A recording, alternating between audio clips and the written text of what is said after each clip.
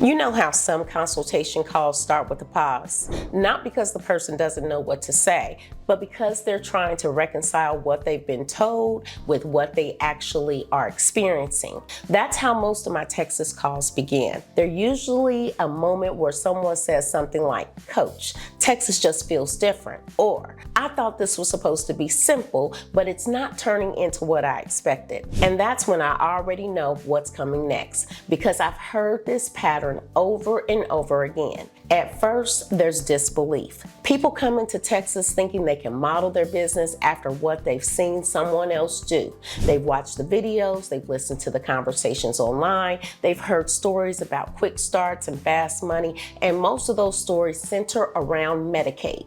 So they assume that if there's a need and if hospitals and social workers are saying transportation is a problem, then the business model must be obvious. But here's the disconnect that I've seen repeatedly. The people talking about the need are rarely the ones paying for the service. Discharge planners, social workers, case managers, they are advocating for patients, most often Medicaid patients. They are not advocating for your profitability. And when you build a business based on someone else's urgency without understanding who is actually funding the rides, that's when Texas starts feeling confusion. I've even had my own clients say to me, very honestly, "Coach, Texas is different. Social media doesn't work here for self-pay." And I understand why they feel that way. Because when you start in Texas by listening to everyone else's model, you're almost immediately pulled toward Medicaid. You're told that's where the volume is, that's where the calls are, that's where the demand is. And yes, there is demand. But demand alone does not equal a sustainable business.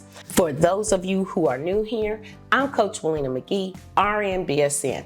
I help burned out healthcare professionals and entrepreneurs transition into healthcare transportation in a way that is sustainable, intentional, and not dependent on brokers, Medicaid, or facility contracts. And everything I teach comes from experience, not just theory alone, and not trends. I've worked with Texas long enough to see where people get stuck and, more importantly, why they give up so quickly. Texas feels simple at first. The paperwork looks manageable, the state doesn't appear to overregulate at the top level, and compared to other states, it can feel like you have freedom. But that's also the trap, because Texas pushes complexity downward. Local oversight, city level authority, insurance classifications that change depending on how you describe your service, inspection rules that vary based on vehicle use, not just vehicle type. So what happens is this: someone starts with Medicaid thinking it's the easiest entry point. They build their pricing around reimbursement.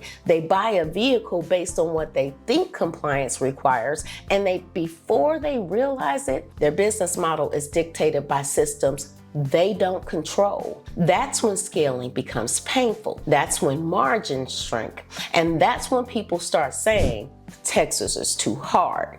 When the truth is, Texas simply exposed the weakness in the model early. The biggest mistake I see is that people judge their business potential based on what others are doing. They watch someone else running volume trips. They hear someone else talking about nonstop calls, and they assume that's success. But what they don't see is the burnout, the thin margins, the dependence, and the lack of leverage. Texas doesn't reward imitation. Texas rewards clarity. When you shift your lens away from quick money and towards self-pay positioning, Texas changes completely. Because now you're no longer competing for rides, you're positioning for clients. Clients who value discretion, clients who want consistency, clients who are paying out of pocket and choosing you, not whoever answered the phone first. And here's the part that often surprises people.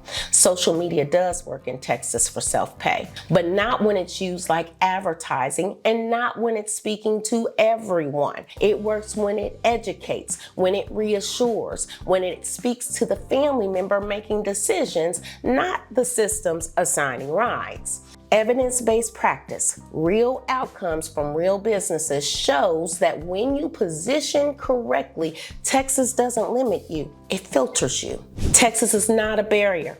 It's a filter. It filters out rushed models. It filters out dependence. It filters out businesses built on assumptions instead of structure. And for those willing to slow down and build intentionally, Texas becomes one of the strongest environments for self-pay healthcare transportation.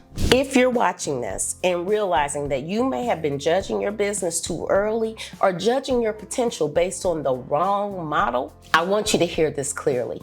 Giving up quickly doesn't mean you weren't capable. It usually means that the foundation wasn't aligned, and alignment can be corrected. If this conversation resonates with you, make sure you follow, like, and subscribe so you don't miss the rest of this series. I've put a link in the description and pinned in the comments where you can access my Texas Self-Pay NEMT guide and checklist bundle. It will help you step back, assess your model, and move forward with clarity instead of pressure. Texas doesn't require you to hustle harder. It requires you to think differently. And once you do, everything changes. Shalom.